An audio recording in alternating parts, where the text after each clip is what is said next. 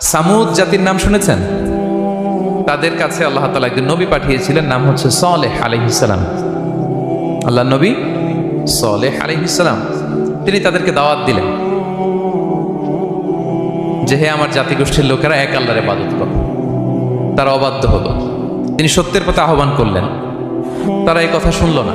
একটার পর একটা আল্লাহর পায়গাম আসে, তারা অবাধ্য হয়, তারা আল্লাহ তাআলার আদেশকে মানে না। সবশেষে সামুদ গোত্র, তারা আবার খুব শক্তিশালী ছিল।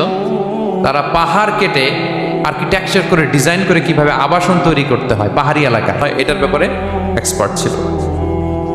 তো তারা সালেহ আলাইহিস সালামকে বলল, সালেহ তুমি পাগল, তুমি জাদুকর, তুমি যে আল্লাহর কথা বলছো আমরা মানবো এক শর্তে, যদি এই পাহাড়ের ভেতর থেকে 10 মাস গর্ভধারিণী একটা উট যদি বের করে আনতে পারো, এমন একটা শি ক্যামেল উট যদি বের করে আনতে পারো, যেই উটের পেটের ভেতরে একটা বাচ্চা থাকবে এবং ওটটা পাহাড় থেকে বের হয়েই বাচ্চা ভূমিষ্ঠ করবে, এরপরে উটের দুধ যেন আমরা খেতে পারি, তুমি যদি এটা দেখাইতে পারো তাহলে বুঝবো তুমি সত্য নবী। দোয়া করলেন, আল্লাহ আমার এই জাতি সামুদ, তারা তো চেয়েছে যে পাথর ভেতর থেকে যদি একটা উট বেরোয়, ওট যদি বাচ্চা দেয় আর দুধ দেয়, তাহলে তারা তোমাকে মেনে নেবে। আল্লাহ তুমি মেহেরবানি করে এই মিরাকেল, এই মুআজিজা তুমি তাদের দেখিয়ে দাও।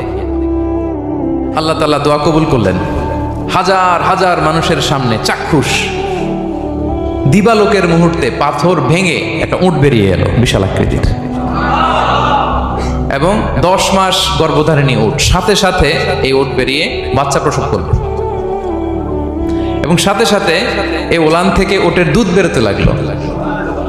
হাজার হাজার লোক এটার ওলান থেকে দুধ নিয়ে তারা তৃপ্ত হলো। আচ্ছা, এই মুহূর্তে তাদের কি করা উচিত ছিল বলেন তো? আশহাদু আল্লা ইলাহা ইল্লাল্লাহ ওয়া আশহাদু আন্না মুহাম্মাদুর রাসূলুল্লাহ ওয়া আশহাদু আন্না সালিহান নাবিয়্যুল্লাহ, এটা পড়া দরকার ছিল না?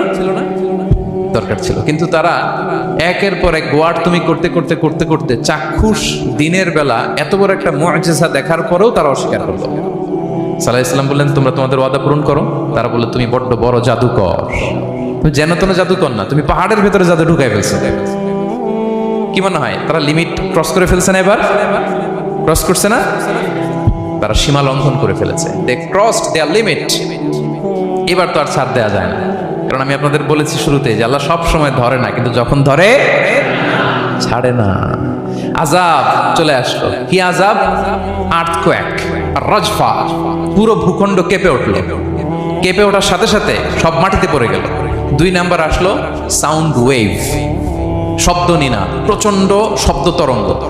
জিবরাইল আলাইহিস সালাম ওই এলাকার উপরে এসে এমন জোরে চিৎকার মারলেন, ওই চিৎকারে সামুদ গোত্রের প্রতিটি লোক কানের পর্দা ফেটে মুহূর্তের মধ্যে লাশ হয়ে জমিনে পড়ে রইল।